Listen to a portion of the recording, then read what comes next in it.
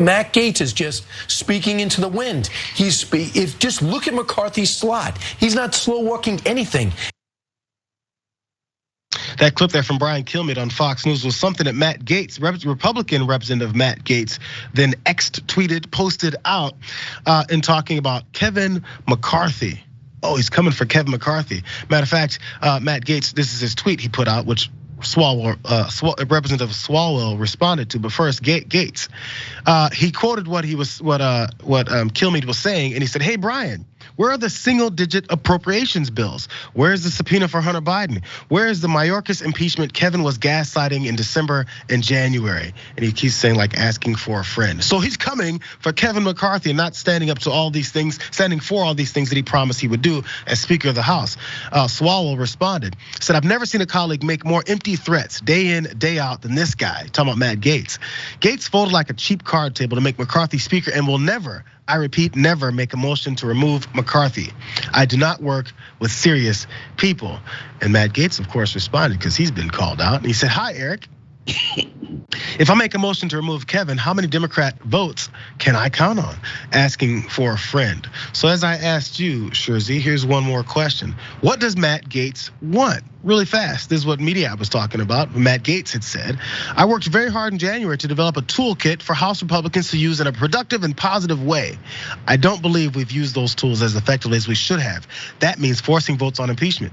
And if Speaker McCarthy stands in our way, he may not have the job for very long." Crazy how that works. And maybe it goes to Swalwell's point that Gaetz may say things like this, but then again, would he ever actually do it? Because I've got breaking news. I'm not sure if you heard this. Graphic 5. Because after all this, I guess, pressure, McCarthy is apparently going to endorse a Joe Biden impeachment inquiry, and that sets up a possible vote for it. And again, he's quoting that James Comer and Jim Jordan have come up with enough evidence to then look into more details of Joe Biden's background, finances, their families, interactions surrounding Hunter Biden that they've been talking about ever since Joe Biden even started running for president. So the question then becomes, is Kevin on his way out, or is he protecting himself now, Michael? Well, he's definitely protecting himself here, but it could mean that he's on his way out. He has too many different factions to please. And look, I mean, he's somebody who likes power more than he likes using power. So holding on to it is very important to him. And he is really I would say, beholden to the right flank of his party. They ask for something and he does it.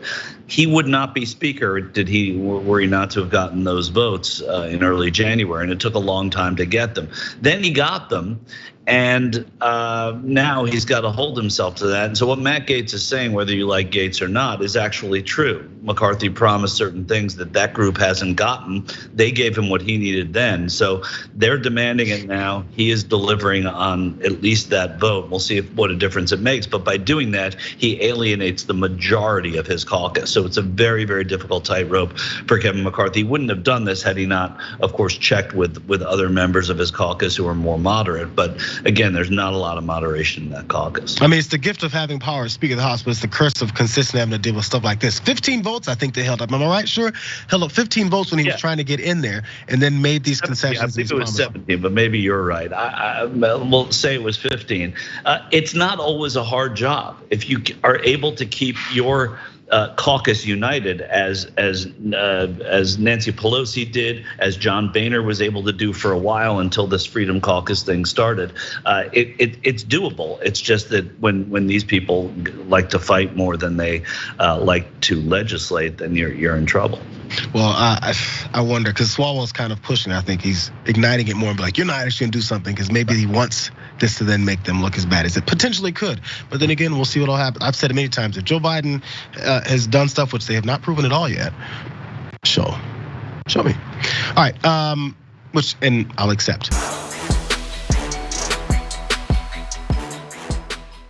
For more political news, breakdowns, interviews, stories of activism, and me trying my hardest to care about the occasional big celebrity news story, subscribe to our YouTube channel at youtube.com/The Damage Report. And you can ring the bell wherever it is so you don't miss anything.